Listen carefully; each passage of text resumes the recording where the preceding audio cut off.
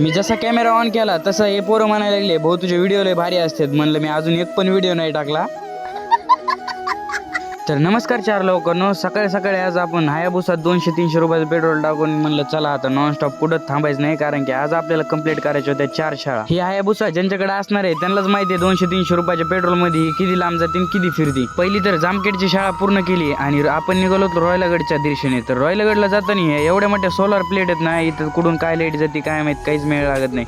जिकडे तिकडे बघावं सगळ्या सोलार प्लेटच. सगळ्या शाळेवर काम करलेलं तर काही दाखवू शकत नाही, कारण की भाऊच्या आज दिमागावर जास्त लोड आहे, त्यामुळे सगळे व्हिडिओ काही काढू शकत नाही. आपण आज 2 शाळा तर पूर्ण केल्या. दुपारच्या सुट्टीत मुलांना भात खायची सुट्टी झाली होती. आम्ही तर नुसता भात करपल्यालाच खायचो, कारण की करपल्याला भात आम्हाला सगळ्यात जास्त आवडायचा. कुणी करपल्याला भात खाल्ला हे कमेंट करून नक्की सांगा.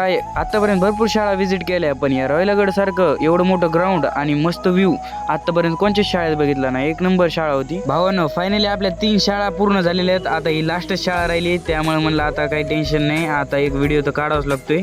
हे पोरं काय म्हणत होते ते तुम्हीच ऐका आता. काय काय